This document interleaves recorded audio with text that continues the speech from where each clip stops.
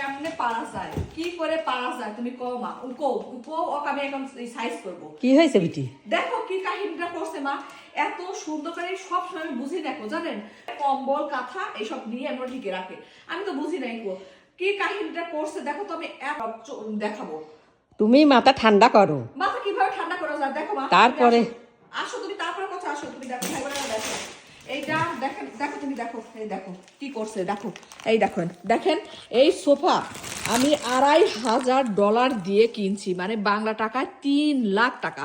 আমার ছেলের অবস্থা দেখেন কি করছে, শুধুমাত্র পানি খায়া আমার এই সোফাটা 1.5 বছরও হয়নি কো, কি অবস্থা করছে। এই কি সহ্য করা যায়?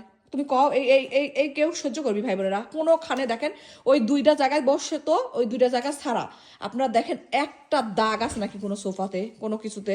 দেখেন এগুলো আমি সব কটাই দেখাচ্ছি, একটা তো কোনো দাগ আছে? কোনো কিছু নাই কো, কোনো কিছু নাই।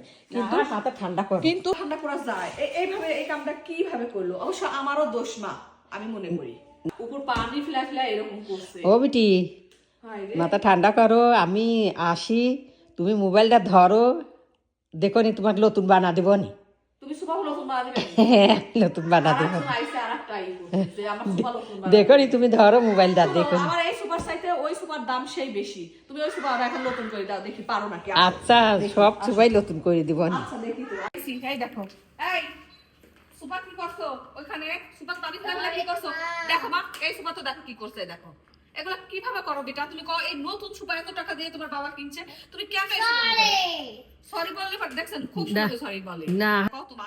আবার এই সুপার দেখো কি শুরু করে দিচ্ছে, তো কেমন লাগে? ও বিটি ওই দিন নষ্ট হয়ে গেছে হয়েছে, আর এখন এই নতুন সুপার লেগে যে আমি বাংলাদেশ থেকে কাবার লিয়ে আইছি, এই কাবারটা লাগাও বিটি, লাগালে পারে হয়।